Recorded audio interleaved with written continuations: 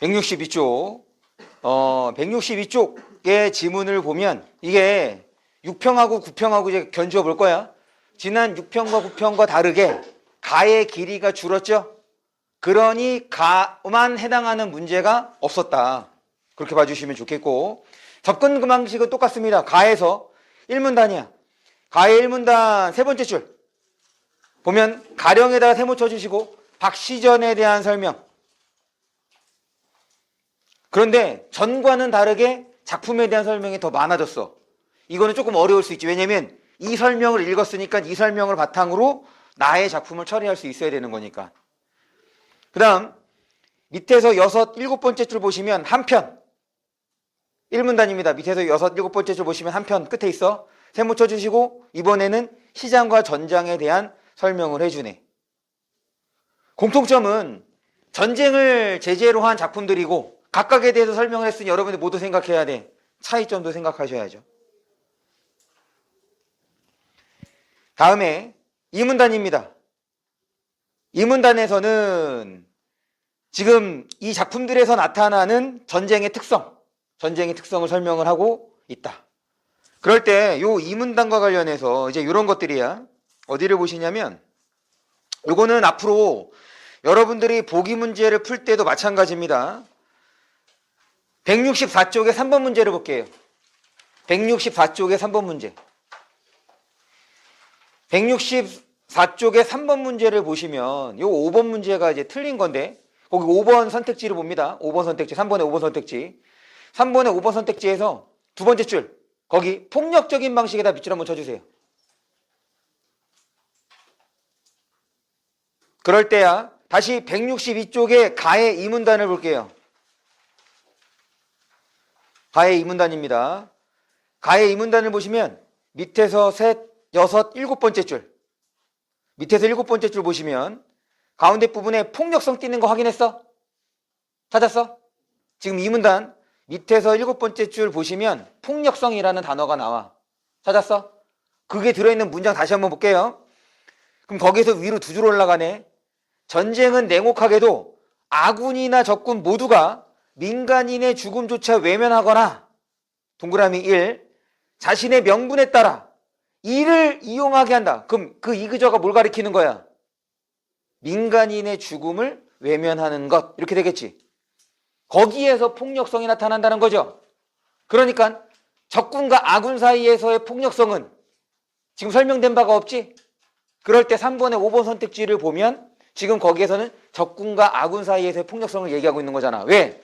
이 문제는 가를 바탕으로 풀려고 했던 거니까 어려운 문제는 아니긴 하지만 그런 식으로 좀 확인해 주셨으면 좋겠고, 그 다음에 지금 이제 17학년도 문제를 기점으로 어떤 얘기가 많이 나왔냐면 전 영역의 독서화라는 얘기가 많이 나와.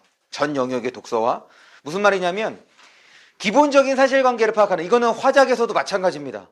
기본적인 사실관계를 이용하는 문제들이 많았다는 거지. 그러니까 직접적인 감상보다는 그냥 겉으로 드러나는 정보를 여러분들이 얼만큼 적절하게 반응할 수 있느냐. 봐봐. 그런 것을 보여주는 대표적인 문제가 4번 문제입니다. 164쪽의 4번이에요. 164쪽의 4번 문제를 보시면 3번 선택지야. 3번 선택지가 틀린 이유가 뭐야? 3번 선택지가 틀린 이유. 문제가 있었나? 아, 그러네. 이거 우리 테스트에서 4번 문제네요. 지금 굶주린 1위 때 나오지? 굶주린 1위 때와 관련된 사건은 뭐야? 굶주린 1위 때 관련된 사건은 지금 이제 식량을 봤어. 그거를 마치 자기 걸신 들린 것처럼 그렇게 가져가는 모습에서 굶주린 1위 때라고 설명을 했고, 그 다음에 이제 윤 씨가 총 맞아 죽는 거 아니야. 그러니까 앞에 있는 사건하고 뒤에 있는 사건하고 구분되는 거지. 그거를 마치 하나의 사건처럼 표현하고 있다는 거. 그러니까 기본적인 사실관계. 물론 지금 요 다 장면에서는, 다 작품에서는 장면의 전환이 빈번하게 일어나지는 않습니다. 인위적으로 일어난 게 중략을 통해서인 거죠. 그래서 우리가 소설 지문을 본다면 소설 지문에서 중략이 나타날 때 이게 앞사건하고 이어지느냐 그렇지 않느냐 꼭 판단하라고 했어. 맞지? 만약에 그럴 때 앞사건하고 이어지지 않아. 그럼 뭐 하라 그랬어? 앞사건하고 이어지지 않으면. 괜히 구분했네. 그렇지. 끊어서 문제 풀기로 했던 거잖아. 그러려고 구분하는 거란 말이야. 그래서 중략 줄거리가 나오면 거기까지 읽고 무조건 문제를 푸시라고. 다시 문제를 푸는 과정은 최대한 여러분들의 인지적 부담을 줄이는 과정으로서 문제를 풀어주셔야 돼요. 한 번에 다 읽고 풀자겠다는 것보다는. 그럴 때 이제 이 지문의 경우는 이어지는 사건이었죠. 왜냐하면 총 맞아 죽은 윤 씨가 그 뒤에서도 나타나고 있으니까 그거를 매개로 해서 아 이게 한 사건이구나 라고 처리가 되면 끝까지 읽고 이제 문제를 푸는 거지. 그래서 테스트에서도 그거를 물어본 거예요. 그 다음에 계속 사실관계와 관련해서 지금 4번 문제도 그랬지만 165쪽의 5번 문제도 마찬가지야. 지금 이 문제에서 3점짜리를 어디에다가 줬어? 5번 문제에다가 줬잖아.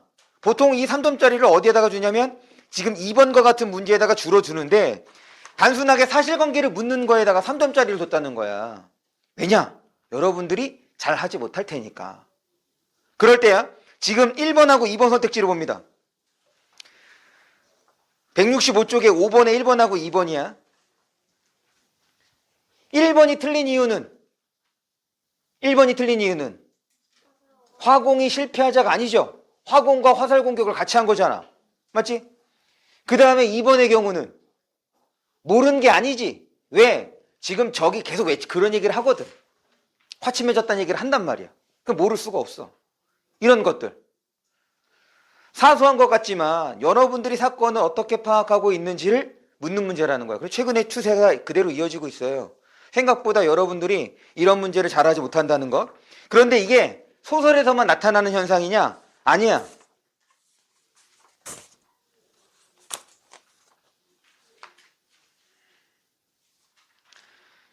(167쪽의 7번) 문제입니다.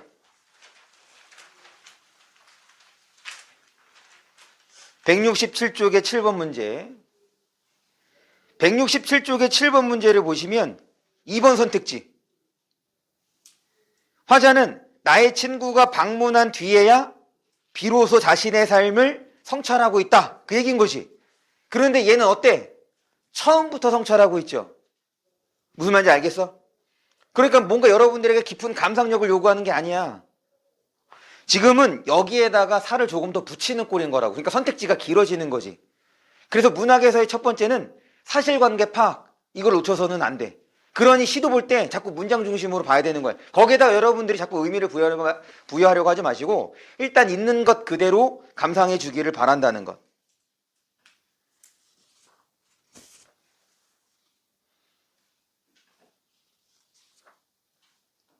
그 다음에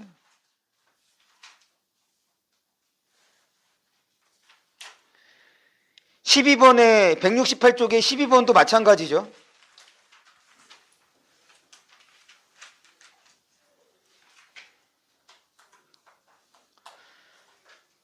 12번의 3번 선택지를 보면 할아버지 목청은 왜 저렇게 커요?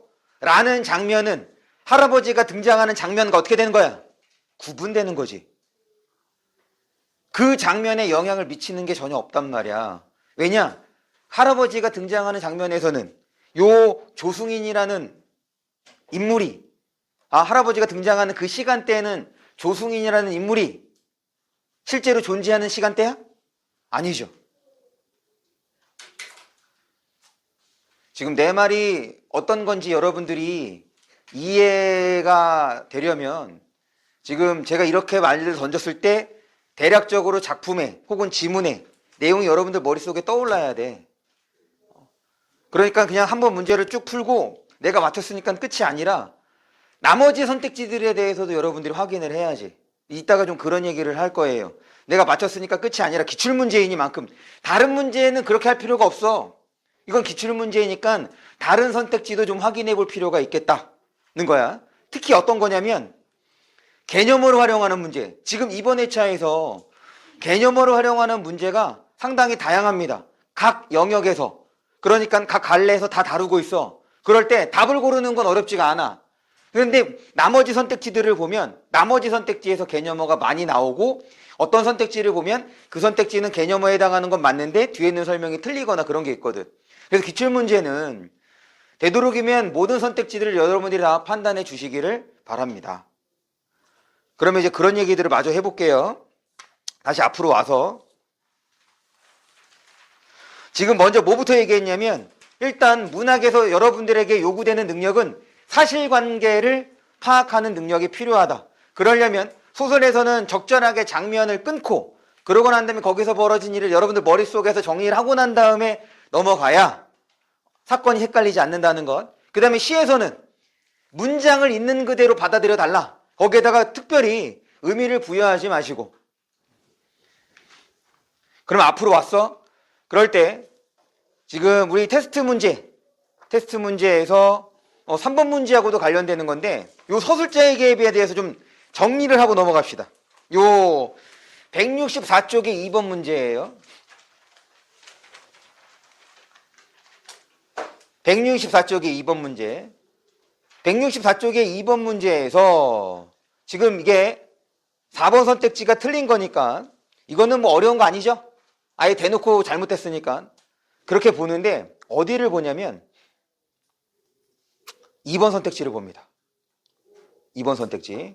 지금 164쪽 2번의 2번 선택지야. 거기에서 첫 번째 줄이야. 서술자도 슬픔을 토로. 거기에다 밑줄 쳐주세요. 소설에서 서술자의 역할은 화자랑 똑같이 내용 전달이야. 그런데 화자랑 차이가 있다면 화자는 자신의 정서를 전달하는 건데 서술자는 자신의 정서를 전달하는 게 아니야. 서술자가 설명하고 있는 그 상황을 전달해 주는 거지. 다만 인물들의 내면을 전달할 수 있느냐 없느냐의 차이가 있을 수 있는 거고, 그게 이제 전지적 시점인지 그렇지 않은지가 되는 거지. 일단 3인칭 시점이라고 하면 서술자는 작품 밖에 존재합니다. 그래서 작품을 보고서 작품 안에 있는 상황을 독자에게 전달해 주는 거야. 그렇지, 준혁아. 그런데 가끔 특정 장면에서 거기 등장하는 인물들 외에 특별한 목소리가 나타나. 바꿔 얘기하면 그 장면 속에 등장하는 인물들은 그렇게 생각을 하거나 그렇게 말할 수 없거든. 왜냐? 그렇게 생각을 하거나 그렇게 말하면 상황에 맞지 않기 때문에. 그러니까 좀 어긋나는 표현이 있단 말이지. 근데 물론 고전소설에서는 그렇게 나타나는 것보다 훨씬 더 쉽게, 지금 그 문제에서 다루는 것처럼 훨씬 더 쉽게 나옵니다. 지금 이 학습활동의 두 군데에서 서술자의 개입, 편집자적 논평이 나타난다고 할 수가 있겠다. 여러분, 두 군데. 그걸 한번 찾아서 밑줄을 쳐봐. 여러분들이 생각할 때 서술자의 개입, 이거는 일단 쉬운 거는 고전소설에서 패턴화가 된 표현으로서 나타납니다. 164쪽 2번 문제 학습활동. 164쪽 2번 문제 학습활동의 그 상자에서 임장군전을 보면 거기에 서술자의 개입이 두 군데에서 나타나. 그리고 그 두 군데의 차이를 여러분들이 인지할 수 있느냐, 그게 사실은 2번 선택지와 관련되는 거거든.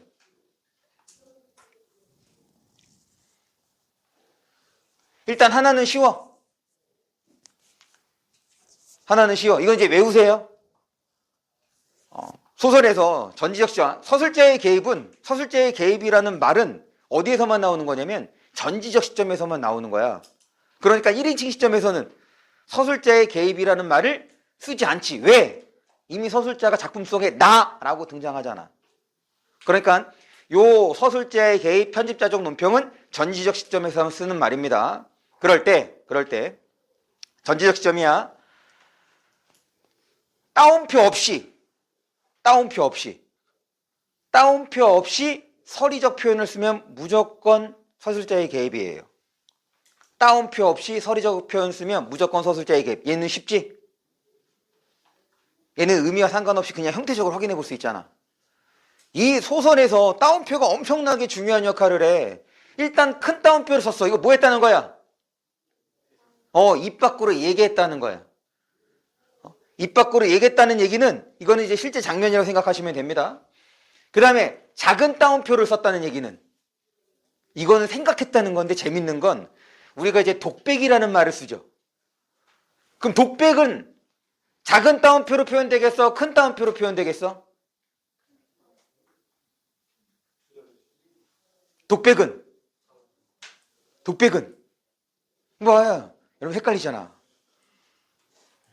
순간 혼란스럽죠? 분명히 여러분도 잘 알고 있을 텐데 내가 되묻는 순간 여러분들의 이제 흔들리는 거지. 독백은 큰 따옴표로 써야죠. 혼잣말한 거잖아. 이거 생각하면 돼. 여러분들 그 나 혼자 산다라는 프로그램 아시죠? 거기에서 그 프로그램들을 보면 어때? 그래, 이해할 수 없지. 계속 중얼거리고 있어. 이거 또라이도 아니고. 너네 실제로 집에서 혼자 있어봐. 너네 계속 중얼거리냐? 너네가 하는 행동에 대해서 스스로에게 설명을 해줘? 그건 이제 연애 프로그램이니까, 방송이니까 그런 거지. 무슨 말이냐면 독백은 입 밖으로 나와야 돼. 그게 독백이야. 그래서 독백도 큰 따옴표를 씁니다. 그런데 작은 따옴표는 이걸 이제 구분을 하죠. 뭐라고 하느냐? 내적 독백이라고. 속으로 생각하는 거. 그러니까 소설에서의 따옴표는 되게 중요해. 왜냐면 큰 따옴표가 나왔다는 것 자체가 최소한 그 장면은 몇 명의 인물이 등장하고 있다는 거야. 2명 이상이 등장해야지. 보통은 대화를 많이 하니까. 그래서 따옴표 없이 서리적 표현을 쓰면 무조건 서술자의 개입. 그 다음이야. 그건 이제 여러분들이 쉽게 찾으실 거라 생각을 하고, 또 한 가지 표현이 어디에 있냐면 방금, 그러니까 첫 번째 문단이죠. 첫 번째 문단에서 그 망극함을 어찌 측량하리요, 이게 바로 서술자의 개입이라는 거야.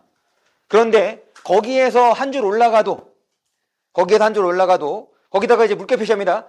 산천초목이 다 슬퍼하더라. 요것도 서술자의 개입입니다. 왜 그런 거냐면 지금 산천초목이 슬퍼하더라는 얘기는, 이거는 시하고도 생각을 해봐. 시에서 이런 거를 뭐라고 해? 네 글자. 시에서 이걸 뭐라고 하지? 그렇지, 감정이입이야. 그렇지. 봐봐, 잘 생각해봐. 감정이입이야. 화자의 감정이 지금 초목에다가 투영이 돼서, 왜냐? 실제로 시에서 그 감정을 느끼는 건 누구만 느껴야 돼? 화자, 사람만 느끼는 거야. 초목은 감정이 있는 대상이 아닌 거라고. 이해했어? 그렇다는 얘기는 초목을 바라보는 누가? 화자가, 내가 지금 그런 상태이기 때문에 초목의 상태를 보고 슬픔을 느끼는 거지. 여러분들도 경험했을 거 아니야. 여러분들 만약에 이제 그 이성 친구와 헤어지면 모든 게 다 슬프지 않아? 이성 친구가 잘 될 때는 모든 게 아름답고, 이성 친구가 안 될 때는 모든 게 슬프고. 내년에 많이 경험하세요. 네, 올해는 그냥 마시고, 무조건 대학 가면 이건 꼭 기억해도 철칙이야. 1년에 4번 이상 소개팅과 미팅과 이런 이성과의 만남을 갖지 못하잖아? 그냥 죽어. 대학생으로의 자격이 없는 거야. 그냥 죽어. 그렇죠. 제가 원하는 거예요. 최소한 분기마다 한 번씩은 이성과의 만남을 추진해보자. 생길 겁니다. 걱정하지 마시고. 안 생길 것 같은 친구도 올해 생겼다고 자랑을 해서, 내가 그래, 저기 주안 가면 되게 유명한 횟집이 있어. 여러분 그 화로와 선어라고 이제 잡은 거를 좀 숙성해서 먹는 회가 있는데, 나중에 회를 좋아하지 않는 친구는 한번 선어회를 드셔보세요. 저는 회 별로 안 좋아했거든요. 근데 그 선어회 한번 뿅 가서 회를 이제 좋아하게 됐는데, 이제 그 친구 이제 여자친구랑 오면 선어회를 사주기로 한 지난주에 약속을 했습니다. 선생님 좋은 소식이 있다는 거야. 나는 얘가 평생에 여자친구가 생길 거라 생각도 안 했거든. 완전 집돌이라. 그래서 만날 때마다 얘가 방학하고 그러면 이제 연락해서 여기 이 동네에서 술을 마시는데 꼭 물어보는 거야. 생겼어? 에이. 생겼어? 에이. 그러다가 오늘 이번에 만났는데 좋은 소식이 있다는 거 그러더니 하루 종일 그 얘기 계속 축하. 네. 여러분들도. 그럼요. 잠깐만. 그러네. 잠깐만. 아니, 사진은 보긴 했는데, 이제 다음에 거기 횟집에서 이제 실물을 보면, 인형을 데리고 오지 않겠지? 네.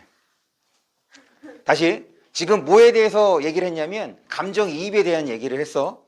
지금 산천초목이 다 슬퍼하더라는 얘기는 누구의 입장인 거야? 그렇지. 서술자의 입장인 거지. 왜? 지금 이거 서술한 거잖아.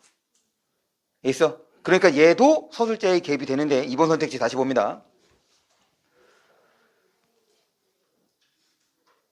서술자도 슬픔을 토로하는 것. 다시, 지금 그럴 때 우리 두 번째 있는 그 망극함을 어찌 측량하리요? 그럼 그때 그 망극함 누가 되겠어? 지금 임금이 느끼고 그 주변 사람들이 느끼는 거에 대한 서술자의 개입인 거지. 걔네들이 엄청나게 슬프다라는 얘기를 지금 문장 표현을 바꿔서 강조한 거란 말이야. 그러니까 서술자의 개입. 바꿔 얘기하면 2번 선택지에 맞는 서술자의 개입은 바로 그 부분. 산천초목이 다 슬퍼하더라. 그래서 지금 서술자의 개입에 대한 거 한번 확인을 했습니다. 넘어갈게요. 지금 여기에 있는 소설들은 우리가 소설로서 판단해야 될 요소들이 상당히 적어. 왜냐하면 가에서 다 설명을 해줬기 때문에. 그래서 따로 소설에 대한 얘기는 하지 않고 이 정도만 보고 넘어가고, 그 다음에 165쪽이에요.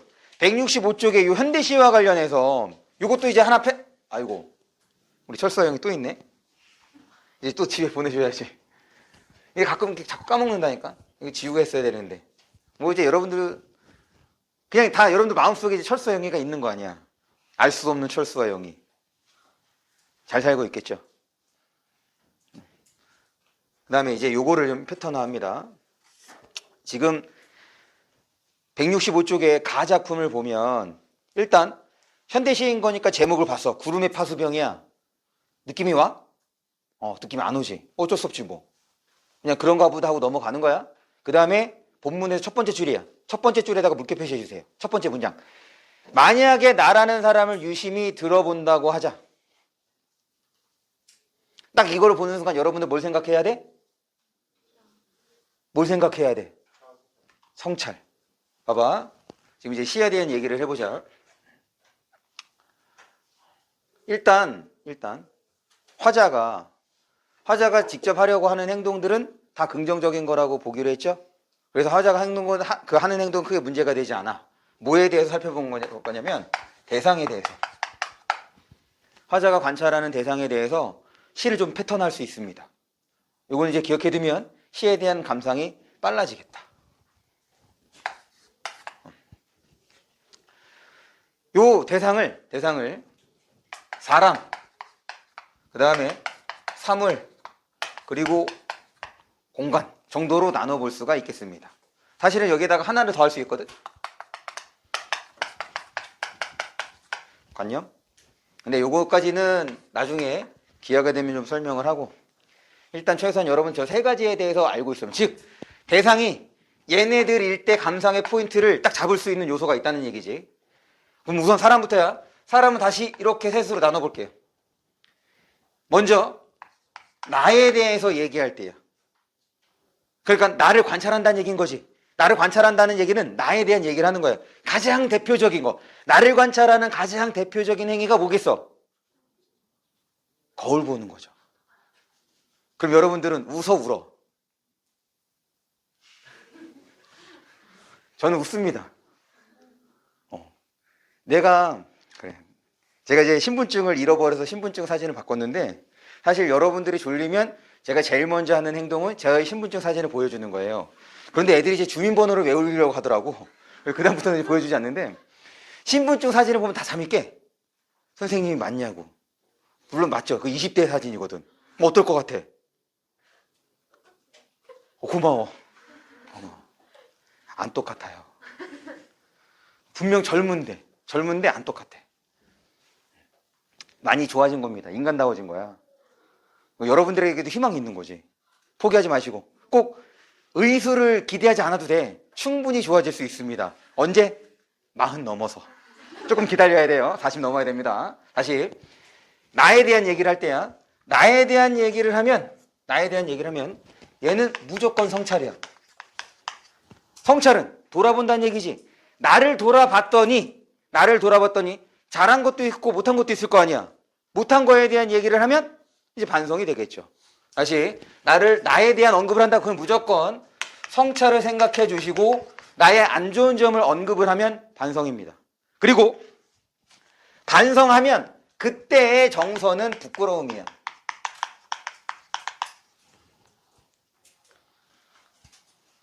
그럼 이번에는 나 아닌 다른 사람, 나 아닌 나와 가까운 사람이야.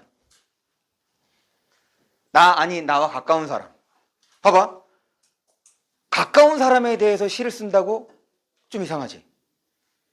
여러분들 가장 가까운 사람 누구야? 그렇죠. 그럼 집에 어머니가 계시면 뭘 해? 잠깐만. 요새 이런 말도 조심해야 되는데. 그러니까 집에 부모님이 계시면, 저의 모든 감수성은 다 여러분들을 위한 거니까, 집에 부모님이 계시면, 아니야. 조부모, 부모, 삼촌, 이모 모두 다. 여러분들의 가족이 있으면 뭘 해? 쌩까나? 그렇지. 그래. 엄마 잘 지냈어? 아빠 잘 아니지. 안녕히 다녀왔습니다. 라고 얘기해야죠. 우리는 가까운 사이들이니까. 그거야. 그러니까 가까운 사람이 뭐 하냐면, 그냥 가서 얘기하면 돼. 왜 시를 쓰고 있어? 그게 더 이상한 거 아니야? 집에 골방에 있는데 엄마 사랑해. 막 이런 시를 쓰고 있어. 이해할 수 없잖아. 엄마 사랑해 하면 엄마를 도와줘. 그리고 집 밖으로 좀 나가고. 그게 엄마 도와주는 거야. 그런데 그런 가까운 사람에 대해서 쓴다? 그러면 일단 뭐한 상태겠어? 떨어져 있는 상태인 거야. 그러니 얘는 그 대상에 대한 그리움이 되겠죠. 이제는 먼 사람이야. 나랑 관계가 없어. 나랑 관계가 없는데 그 생판, 모르는 제3자에 대해서 왜 얘기할까? 그 사람의 처지가 안타까운 거야. 내가 저 상황이었으면 나도 많이 힘들었겠다. 이런 거. 그래서 요때는 보통 대체적으로야 물론 부정적인 대상도 있지. 얼마나 쓰레기 같으면 시로 까겠어. 그런데 그것보다는 연민의 대상이 더 많다. 다음입니다.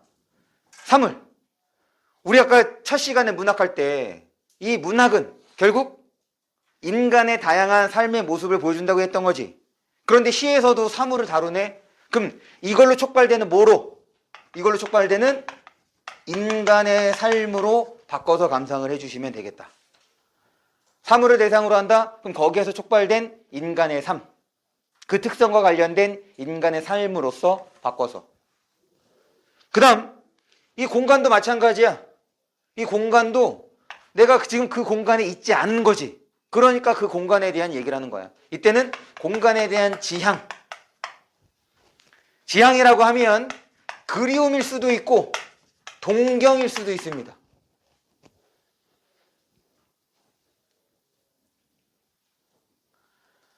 그리움은 가본 곳이죠. 동경은 가보지 못한 곳. 어쨌든 그 어떤 공간에 대한 얘기를 한다? 그럼 그 공간에 대한 지향일 가능성이 높다. 그 다음에 우리 관념이라는 말, 우리 시에서 이제 관념이라는 말을 많이 쓰는데 이 관념부터 좀 처리를 해볼게요. 일단 관념을 이해할 때 요거와 반대되는 것으로 접근을 하면 조금 더 수월하게 이해할 수 있겠다. 관념과 반대되는 거.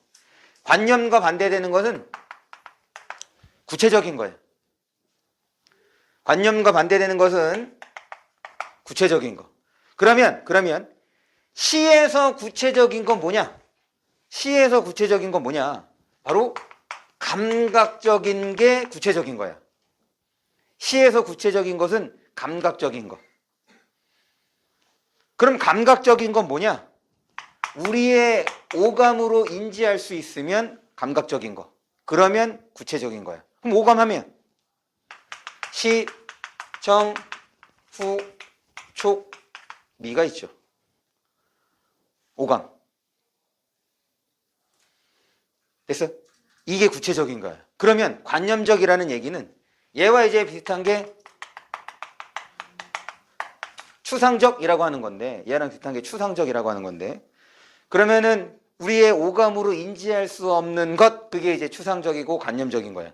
대표적으로 이거는 이제 기억해두면 좋아요. 여기에 해당하는 대표적 예, 바로 감정. 여러분들 집에 가고 싶잖아. 내일부터 쉬는데. 그런데 지금 여러분들 표정에서는 그런 걸 난 전혀 느낄 수가 없어. 와, 이 수업에 몰입되는 여러분들의 모습 대박. 맞죠? 일찍 끝낼까?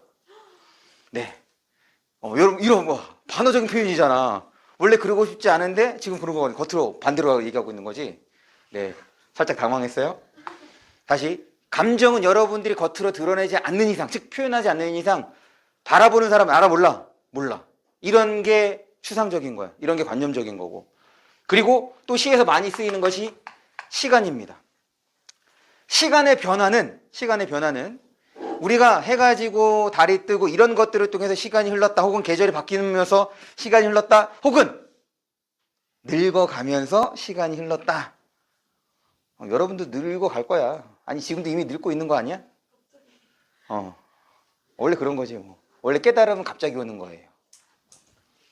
이런 게 또 민주주의, 사회 이런 것들도 다 관념적인 겁니다. 그러니까 관념적인 걸 먼저 생각하지 말고 관념 나오면 요거 생각해줘. 이렇지 못하는 것, 이걸로 우리가 인지할 수 없는 건 다 관념. 됐죠? 그런 관념에 대해서 얘기를 해. 그러면 그 관념에 대한 깨달음이야. 깨달음은 새로 알게 된 것.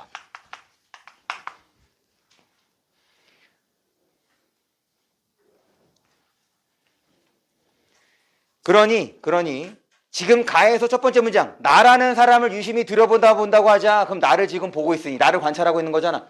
아, 성찰. 그러면서 두 번째 줄이야. 그러면 나는 내가 시와는 반역된 생활을 하고 있다는 것을 알 것이다. 거기 반역이라는 말을 썼어. 야, 시인데 시가 부정적일 가능성이. 그렇지. 물론 그런 것도 있을 거야. 그런데 지금은 여러분들에게 문제를 낸 거잖아. 그러면 그런 교육적 효과가 떨어지는 것들은 잘 내지 않습니다. 그러니까 일단 화자가 하려는 것을 긍정적으로 생각을 해주시면 돼요. 됐죠? 그 다음이야. 2연이야. 먼 산정에 서 있는 마음으로. 그러니까 이제는 나를 들여다보는 것뿐 아니라 내 주변에 대해서도 돌아보기 시작하는 거지. 그래서 지금 계속 다 돌아보는 내용인 거잖아. 그럴 때 A 구간에서 외양만이라도 남과 같이 살아가는 건 이다지도 그럼 외양만이라도 남과 같이 살아가는 것이 부정적 삶의 모습이라고 할 수가 있겠네요. 쑥스럽다가 되어 있으니까 일종의 부끄러움의 정서가 되겠죠. 그래서 그 다음 년 시를 배반하고 사는 마음이요. 이제 봐봐, 반성했어. 그 반성하면 뭐가 나와야 돼? 태도의 변화가 나와야 될 거 아니야. 반성하고선 달라지지 않으면 무슨 의미가 있어? 그래서 제가 여러분들 사전 설문조사에 11번과 12번을 넣은 거예요. 수면 시간을 지키지 못한 게 있느냐 없느냐. 그냥 솔직하게만 답해 주시면 됩니다. 그건 일종의 이제 고해성사예요. 여러분들이 그걸 쓰면서 반성해 주시면 돼요. 됐죠? 그러면 마지막 년이야, 마지막 년. 시를 반역한 죄로 이 메마른 산정에서 오랫동안 꿈도 없이 바라봐야 할 구름, 그리고 그 구름의 파수병이 나. 지금 나의 상태에 대한 얘기를 했어. 그 다음에 이제 문제를 좀 보는데, 이번에 어떤 문제를 보느냐? 이거와 관련해서 8번 문제, 167쪽의 8번 문제를 봅니다. 이거는 여러분들이 선택해 주세요. 무슨 선택을 하냐면, 실제 모의고사나 실제 수능을 볼 때는 여러분들이 다 알고 있는 것처럼 시가 나왔어, 혹은 고전시가 나왔어, 혹은 소설이 나왔어. 문학에서는 어떤 것부터 먼저 봐? 보기부터 보통 먼저 보라고 하죠. 맞지? 그런데 연습할 때는 보기를 보지 마세요. 왜 그러냐면 지금 연계율이 50%잖아. 그렇다는 얘기는 우리가 공부하지 않은 작품들도 나올 가능성이 이전보다 높아졌다는 얘기지. 그럼 바꿔 얘기하면 그런 작품들은 여러분들의 순수한 감상력을 요구하는 경우가 있다. 바꿔 얘기하면 보기가 나오지만 작품에 도움이 안 되는 경우도 있다는 얘기인 거야. 이해했어? 결국 그런 문제들을 여러분들이 어려워하는 거거든. 출제하는 사람들도 잘 압니다. 그러니까 지금 다시 한번 얘기하면 단순하게 문제를 잘 풀자가 아니야. 최대한 우리의 국어 실력을 끌어올리자는 측면이야. 이거를 보고 문제를 풀면 당연히 쉽지, 작품도 보면 쉬웠다고. 근데 그렇게 해서는 여러분들의 문학 감상력이 좋아지지 않아. 그래서 기출문제 풀 때, 지금 연습할 때만큼은 되도록이면 보기를 먼저 보지 않고 순수하게 작품으로만 좀 감상을 해달라. 그래야지 사실관계를 파악하는 능력도 키워질 수 있는 거야. 그럴 때 지금 8번 문제를 보면 이 작품에 대해서 설명을 해주죠. 봅니다. 거기 한번 읽어볼게요. 처음부터. 구름의 파수병에서 시와 생활 사이 갈등하는, 거기다 물결 표시해 주시고, 8번 보기 첫 번째 줄이야. 잘 따라오고 있죠? 그러면 지금 봐봐. 우리 이 작품에서 화자 뭐 하고 있다고? 화자 뭐 하고 있다고? 처음에 내가 뭐 얘기했어? 성찰을 했잖아, 성찰. 그런데 지금 보기에서 뭐라고 설명해놨어? 갈등이라 나왔지? 그럼 이제 이렇게 기억하시면 돼요. 성찰은 무조건 내적 갈등입니다.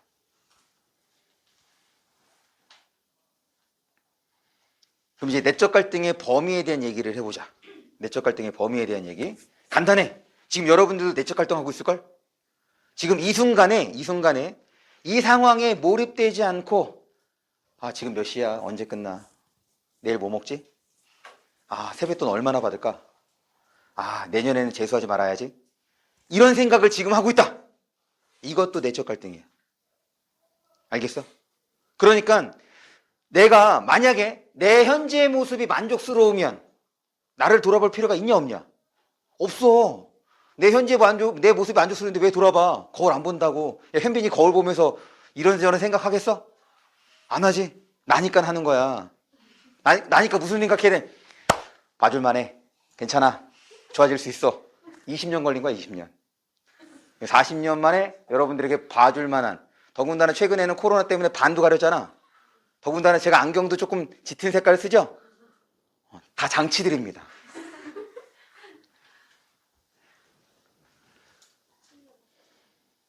됐지? 그래서 내적 갈등이란 지금 상황에 몰입되지 않으면 다 내적 갈등이라고 생각해 주시면 돼요. 성찰도 내적 갈등입니다. 실제로 예전 그 기출문제, 옛날 기출문제에서는 아버지가 자신의 가장으로서의 역할에 대해서 성찰하는 것을 내적 갈등이라는 선택지로서 표현을 했거든. 옳은 선택지로. 그러니까 지금 여기에서는 성찰은 다 내적 갈등. 계속 봅니다. 시와 생활 사이에서 갈등하는 화자의 진솔한 자기 성찰이 드러난다. 화자는 생활에 몰두하려는 자아와 이러한 자아를 극복하고자 하면서, 그러니까 기억은 긍정이겠어, 부정이겠어? 그렇지. 니은은 당연히 긍정이겠지. 그럼 뻔하네. 지금 여기서 나를 분리했지. 그럼 나를 분리한 거면 무조건 긍정적 나와 부정적 나가 존재합니다. 그리고 나를 분리했잖아. 이건 또 어떤 말로도 표현할 수 있느냐? 자기분열이라는 말, 자아분열이라는 말로 표현할 수가 있어. 다시, 나를 구분을 했어.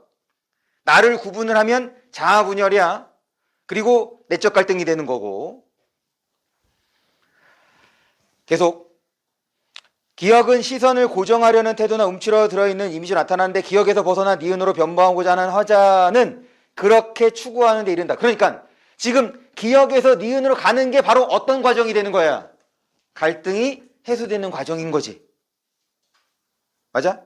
지금 그렇게 갈등 해소라는 말은 직접 쓰지 않았지만 지금 갈등하고 있다며. 그런데 화자는 기억에서 니은을 가려고 한다며. 그럼 어떻게 돼야 돼? 그게 해소가 돼야 될 거 아니야. 2번 선택지입니다. 2번 선택지 보면 나는 이미 정해진 결심하고는 기억과 니은의 갈등을 해선 화자의 심정. 그럼 해선 화자의 심정이면 뭐랑 연결이 돼야 돼? 마지막과 연결이 돼야지. 반역의 정신을 추구하는 데 이른다 그랬으니까 반역의 정신과 관련돼야지 해소가 될 거 아니야. 됐죠? 그래서 지금 요 지문과 요 작품을 통해서, 이 작품과 그 다음에 8번 문제를 통해서 내적 갈등에 대해서 조금 더 깊이 있게 살펴봤습니다. 그리고 이제 보면 알겠지만 내가 문학이 뭐라고 얘기했어? 인간의 삶을 보여준다고 했었던 거지. 그런데 현대인들이 가장 안 되는 게 뭐냐면 성찰이야, 성찰. 자기의 삶에 대해서 돌아보지 않습니다. 그래서 아마 6월, 9월 수능에서도 정말 많이 다루는 소재가 바로 성찰이야. 이건 어디에서도 나타날 수 있느냐? 현대소설에서도 나타나요. 나중에 현대소설을 보면 다시 한번 또 얘기를 하겠습니다. 그 다음에 9번 문제를 볼게요. 9번 1번 선택지. 이거 정말 당연한 거잖아. 내가 시에서 어떤 부분을 대도 화자의 정서는 다 나타난다고 얘기했었지. 그러니까 거기서 이제 보고 싶은 건 2번 선택지 같은 거예요. 지금 이 9번과 같은 문제, 개념어를 이용하는, 지금 2번 회차에서 개념어를 이용하는 소설도 마찬가지고 서술 방식, 구성 방식 이런 것들을 묻는 문제가 있잖아. 채윤아. 그런 것들은 나머지 선택지들도 다 확인을 해주세요. 채윤이 아닌가? 맞죠? 네. 아니, 불러보고 싶었어. 김종. 불러보고 싶었어. 내일 불러보고 싶었어. 그런 거야, 그런 거. 오해하지 마시고. 뭐 이 친구가 졸아서 내가 불렀다는 거 아니야. 그냥 불러보고 싶은 거야. 왜? 나도 나 안 졸았잖아. 김종? 나 안 졸았네. 계속 봅니다. 지금 이제 B를 보시면 거기 9번의 2번 선택지야. B는 의미가 확장되는, 의미가 확장된대. 이건 다른 말로 바꾸면 뭐라고도 할 수 있겠어? 그렇지, 점칭이라고 볼 수 있겠죠? 그 다음에 연세하면 우리 뭐 생각나야 돼? 원숭이 생각나야지. 원숭이 엉덩이를 빨가면 사과. 연세.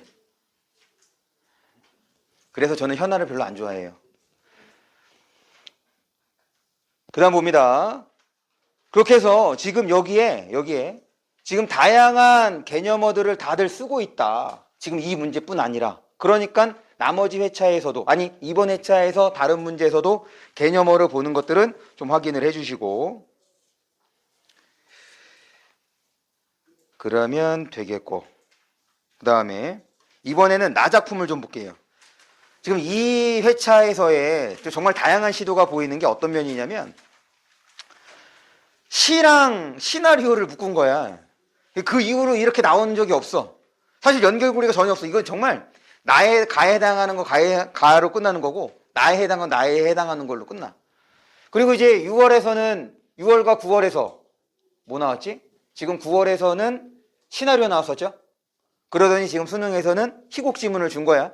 사실은 이 지문은 여러분들이 마음 먹고 내면 더 어렵게도 출제할 수 있습니다. 왜냐면 장면 처리가 되게 뛰어나거든. 장면 구분이 또한 분명하고. 무슨 말이냐면 나 작품을 볼게요. 나 작품에서 함희정과 조승인이 등장해. 그러면서 이 둘의 관계가 뭐가 되겠어? 그렇지, 모자지간이 되는 거지. 다시 똑같아. 희곡이 됐든 시나리오가 됐든 소설이 됐든 일단 등장인물 나오면 등장인물 확인을 하고 그 인물들 간의 관계를 당연히 처리해야지. 그건 기본 중에 기본이잖아. 그러고 난 다음에 그럴 때 지금 조승인이 두 번째로 말하는 걸 봅니다. 조승인이 두 번째로 말하는 거 좀 독특하죠? 아빠가 둘이래. 어머니 처녀 시절부터 궁금한데 그때 두 분의 아버지. 네. 그리고 이제 그 다음에 엄마가 얘기하는 것을 통해서 관계가 나옵니다. 그러면서 그 다음 장면이야. 그 다음 장면 어디를 보냐면 A 다음입니다. 함묘진의 집, 함묘진이 성난 모습으로 등장한다. 그러니까 이 인물의 등장, 그러니까 물론 A를 통해서도 장면이 전환되고 있음을 보여주는 거지. 그래서 이 새로운 인물이 등장했어. 그 다음이야. 서연의 관, 거기다가 물결 표시해 주세요.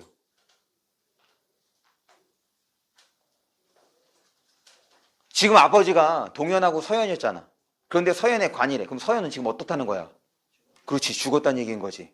그러니까 지금 그 다음 장면에서는 서연이 죽지 않은 상황이 되겠죠? 과거로 튀어가는 거니까. 그 다음에 이건 마치 시나리오에서 이펙트와 같은 느낌이야. 함희정이 무대 밖에서 여긴 없어요 아버지, 내가 나가서 찾아볼까요? 이렇게 대화가 이어지고 있죠? 그 다음 B구간입니다. 상복을 벗고 분명해졌네. 지금 앞에서 서연의 관 확인했고 지금 상복을 벗었다고 했으니까 누군가 죽었고 옷을 갈아입음으로써 그 다음이야. 조승인, 할아버지 목청은 왜 저렇게 커요? 함묘진, 동현아, 서연아. 지금 조승인의 그런 발언에 함묘진이 반응하지 않지. 그러니까 여기서의 조승인과 함희정의 장면도 지금 그 함묘진 나온 장면과 구분이 된다는 거죠. 그러고 난 다음에 동현과 서연이 등장한대. 됐어? 그리고 등장하고 난 다음에는 가치관의 차이 확인했죠? 돌부처에 대해서. 그 다음에 중략에다가 동그라미 쳐주세요. 그럼 중략 보면 우리 뭐 하기로 했어? 앞사건하고 이어지는지 그렇지 않은지 확인한 거지. 그러면 앞사건은 그 서연하고 동현의 가치관의 차이를 보여줬어. 그러면 그것이 어떻게 결정이 돼야 될 거 아니야. 그런데 이번에는 함희정하고 서연이 대화를 하고 이동을 하고 있네.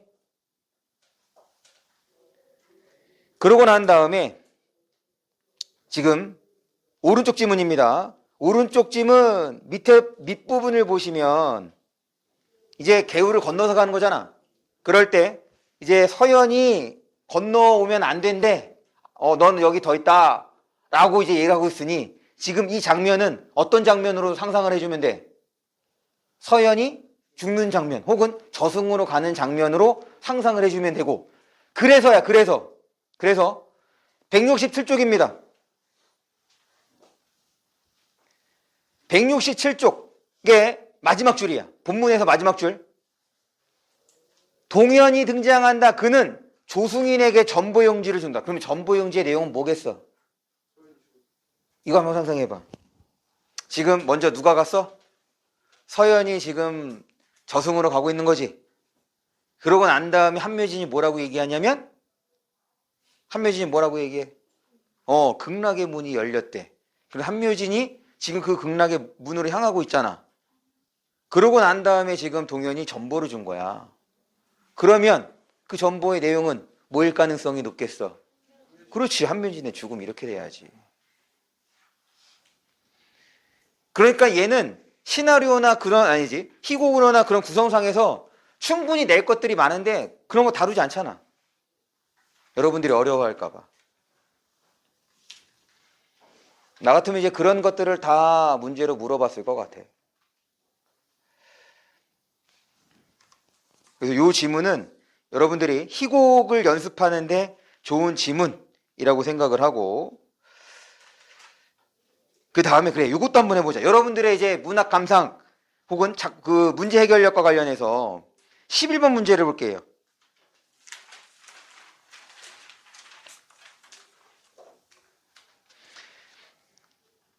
11번의 4번 선택지를 보자. 11번의 4번 선택지에서 나의 돌부처를 만들며 가는 길은 하늘과 대비되는 곳인지 한번 판단해봐.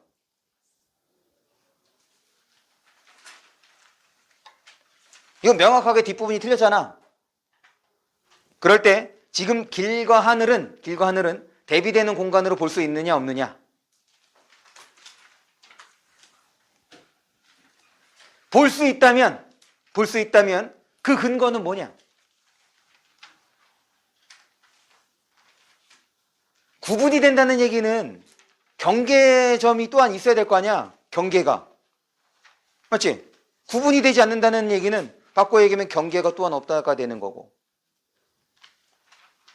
그러면 여기에서 하늘과 길은 대비라고 볼 수가 있을까 없을까? 지금 하늘로 누가 가죠? 서연이 가지. 뭘 건너가? 개천을 건너서 가잖아.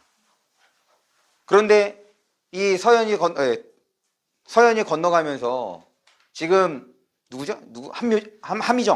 함희정에는 건너오지 말라고 하잖아. 그러니까 하늘이라는 공간과 그 다음에 길은 같이 걸어왔던 거 아니야. 그럼 지금 길에 남아있는 건 함희정인 거지. 그러니까 하늘이라는 공간과 길이라는 공간은 대비된다고 볼 수가 있겠죠. 삶과 죽음으로 구분해야지.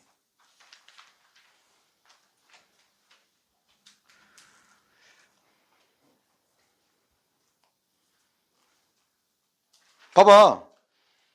지금 5번 선택지도 그 얘기 나오네. 개울물 저쪽은 개울물 이쪽과 대비되는 곳이야. 지금 개울물 건너서 하늘로 갔으니 그쪽에 있는 공간과 이쪽에 있는 공간도 구분이 돼야 될 거 아니야.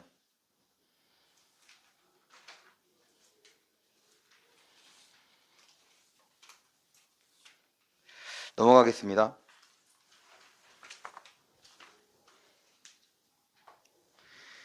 그 다음에 마지막 요거 보고 바로 화작 들어갈게요. 왜? 네, 타임이래요. 168쪽 고전시가 지금 요 뒤에 있는 문제들도 대체적으로 사실관계를 이용한 문제들이죠. 그럴 때 지금 3번 문제와 관련해서 이건 이제 여러분들의 어휘력과도 관련되고 이런 문제를 처리하는 과정에서 여러분들의 시감상 능력을 확인해 볼 수 있을 것 같아. 일단 지금 우리가 고전시가 5주제를 설명한 이유가 거기에 해당되느냐 해당되지 않느냐, 그래서 주제의식의 폭이 넓은 게 몇 번이었냐면 4번이었어. 삶의 애환. 지금 여기에 지금 유교적 이념, 그냥 충, 효, 절 이런 거 특별한 거 없죠? 그 다음에 자연 친화도 아니지. 그리고 사랑과 이별도 아니지. 비판하는 내용도 없죠. 그러니까 얘는 그냥 삶의 애환으로 봐주시면 되죠. 제가 원하는 건 딱 그 정도입니다. 5가지 주제의식에 어떤 것들이 해당될 수 있는지를 따져볼 수 있는 것. 이게 문제를 풀 때 도움을, 그러니까 이 작품에 대한 정확한 주제의식을 찾자가 아니라 여러분들의 상황 판단이 이루어졌다고 하면 이 중에 매칭이 될 수 있는 게 있다는 것. 그럴 때 지금 이 작품에서 여러분들이 반응해야 되는 구간은 어디냐면 니은이야. 니은. 보통은 시는 어때? 자기중심, 화자중심적으로 상황을 꾸며놓잖아. 그런데 여기는 상대가 있다는 얘기지. 이편 저편 더군다나 서로 마주 걸터 앉고. 그러고 난 다음에 구분해서 거기 사람과 A 구간 첫 번째 줄이에요. 거기 사람과 그 다음에 거기에서 하나 둘 셋 세 줄 내려오면 우리들. 언어가 같지 않아 뭐 하고 있대? 거기서 또 세 줄 내려오니까 필담을 하는데. 그러니까 일단 그 앞 상황까지는 어떤 관계였던 거야? 말이 안 통하는 어색한 관계인 거야. 그러고 난 다음입니다. 필담 다음에 A 구간 마지막 줄이야. 봐봐. 그 문장 읽어볼게요. 간담을 상응하여 거기서 끊어주세요. 지금 이것 때문에 뒤에가 이어지는 것이, 그러니까 지금 앞에서가 긍정이면 뒤에서도 어때야 되는 거야? 긍정이어야 될 거 아니야. 이게 바로 문장의 구조잖아. 그럴 때야. 간담을 상응한다는 말은 여러분들 모를 수 있어. 그래서 어디에 힌트를 줬어? 상통이라고 지금 한자를 넣어줬지. 지금 상통. 상자가 무슨 상자야? 서로 상자야. 그럼 통은 통할 통자인 거고. 그럼 서로가 통한다는 거야. 그럼 긍정이야, 부정이야? 긍정의 상태지. 왜? 앞에는 안 통했거든. 그런데 필담을 통해서 통해졌대. 그런데 지금 3번 선택지를 보면 상대방에 대한 경계심. 그럼 경계심은 긍정의 반응이야, 부정의 반응이야? 부정의 반응이죠. 이거 보자마자 무조건 1번 했어야 되는 거야, 얘는. 여기에 이제 상응이라는 말은 이제 기억해 주세요. 윤서야, 상응이라는 말 기억해 주세요. 윤서가 졸아서 부른 거 아니에요. 알죠? 김종. 네.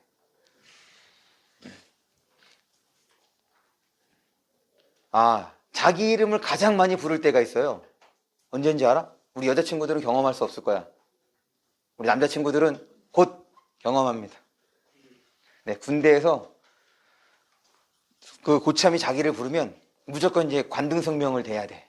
그러면 뭐 일병 김종 이런 식으로 이제 답을 하면서 이제 얘기해야 되는 거거든. 정말 지겹게. 내 이름 두 글자잖아. 그럼 단체로 이제 관등성명을 댈 때가 있어. 박자를 맞춰야 되잖아. 남들은 3글자인데 난 2글자인 거 아니야. 내가 전에 얘기하는 얘가 약간 박치와 음치의 기질이 있거든. 야, 관등성명 될 때마다 긴장이 되는 거야. 왜냐면 내가 잘못하면 티가 확 나잖아. 우리 부대에 2글자인 게 나밖에 없는데. 네. 어쨌든 뭐 쓸데없는 얘기를 했네. 빨리 하고서 소화적으로 넘어가야 되는데. 다시 상응이라는 말. 상응이라는 말은 짝을 이룬다는 거예요. 이거랑 같이 쓸 수 있는 말이 조응이야, 조응. 그래서 혹시 여러분들 간담상조라는 말 들어본 적 있어? 지금 한자성어 잘 안 쓰는데 간담상조는 간하고 쓸개입니다. 간하고 쓸개의 관계가 간담상조야. 서로 조응된다 이런 뜻이에요. 그래서 절친을 말하는 거야. 그거와 관련해서 지금 1번 선택지를 확인했고, 물론 비구간에서도 비구간을 보면 뜰에 내려 북향하여 뭐 했어? 거기 사례에다가 밑줄 쳐주세요. 사례는 감사에 대한 인사입니다. 감사하다는 인사야. 지금 거기 북향하여 구고두 사례한 구고두는 나도 모르겠고 사례는 감사하다는 뜻이야. 이건 조금 어려울 수 있겠죠? 우리가 많이 접하는 사례는 구체적 사례, 그 사례잖아. 여러분들 만원 사례 들어봤어? 만원 사례. 아니 왜 꽉 찼어. 매진됐어. 그래서 만원 사례 이런 거 들어본 적 없어? 이때 사례가 감사하다는 뜻이거든. 또 심심한 사과와 비슷한 느낌이네요. 네, 그럴 수 있죠. 네, 우린 지금 심심하잖아. 네, 미안해요. 빨리 하자. 그 다음에 지금 다시 일단 시에 해당하는 169쪽의 2번 문제도 마찬가지입니다. 169쪽의 2번 문제에서도 나머지 선택지들에 대해서도 좀 판단을 해 주셨으면 좋겠다. 그래서 지금 이번 회차에서는 그 문학 개념어를 많이 사용하고 있어서 거기에 대한 이해를 이번 회차를 통해서 해주시면 좋겠습니다. 그러면 우리 화작 볼게요.